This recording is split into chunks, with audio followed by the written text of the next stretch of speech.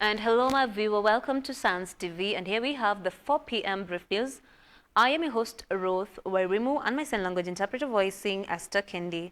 Welcome to the news updates. The State Department of Social Protection has launched a new national policy aimed at strengthening equity and inclusion for persons with disabilities.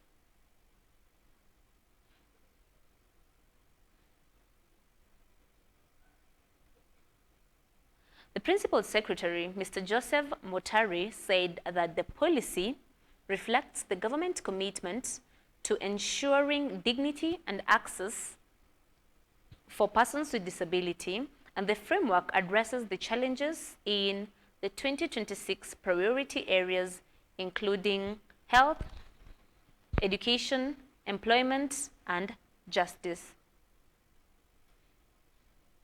The move comes as Kenya works to align with global standards with over 1 billion people worldwide living with disabilities. And other news updates. Persons with disabilities are set to benefit from the newly approved Nyota Youth Empowerment Program following a cabinet meeting chaired by President William Ruto and Deputy President Kithure Kindiki. This is slated for launch in August 2025, and the Nyota initiative will empower 820,000 vulnerable and unemployed youths, including persons with disabilities, through skills training, entrepreneurship, and access to income opportunities. The program, backed by the World Bank, includes a monthly stipend of $6,000 to enroll participants.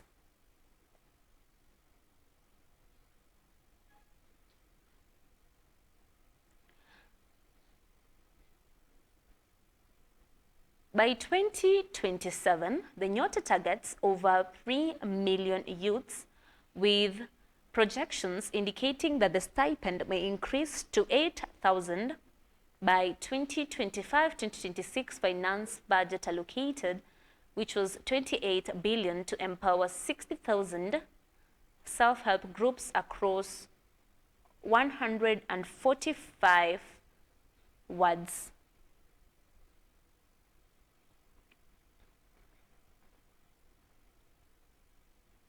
On other news updates,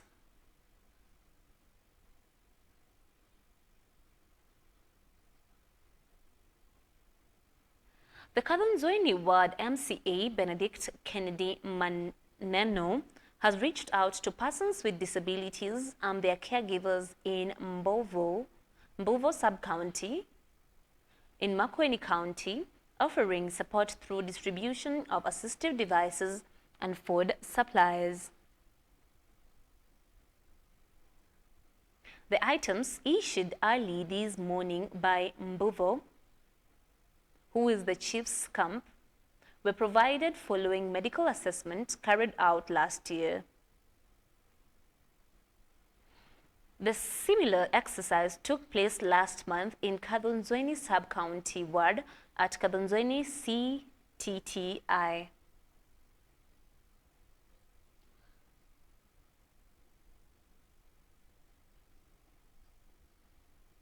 Maneno emphasized the importance of uplifting vulnerable groups and affirmed his commitment to service, calling the initiative a true reflection of serving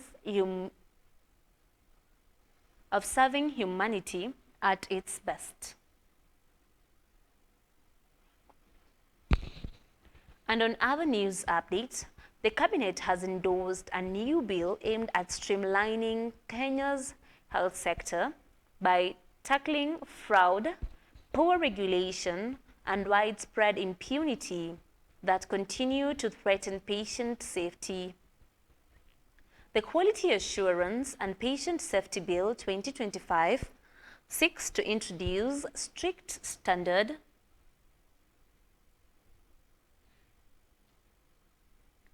for unified quality assurance framework across all health facilities, laboratories, and ambulance services.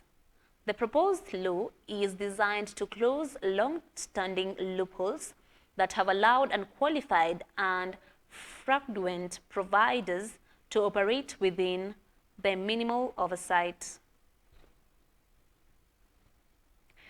On other news update, the Independent Electoral and Boundaries Commission, IEBC, has defended its process in selecting their successor for John's Mbadi parliamentary seat, asserting that it strictly adhered to legal provisions. In a statement issued on Wednesday, the IEBC clarified that the party list used for nomination was the one formally submitted to the Commission by the Orange Democratic Movement on July 2022. Based on the official list, the next qualified individual for nomination was identified as Harold Kipchumba. The Commission further elaborated that, in accordance to the Election Act, the process of nominating a successor from a party list follows a strict order of gender and priority as originally submitted by the political party.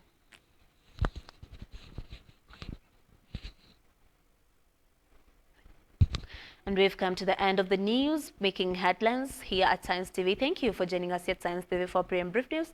I have been your host, Ruth Rimo, and my sign language interpreter, Esther Kendi. Enjoy the rest of your viewing.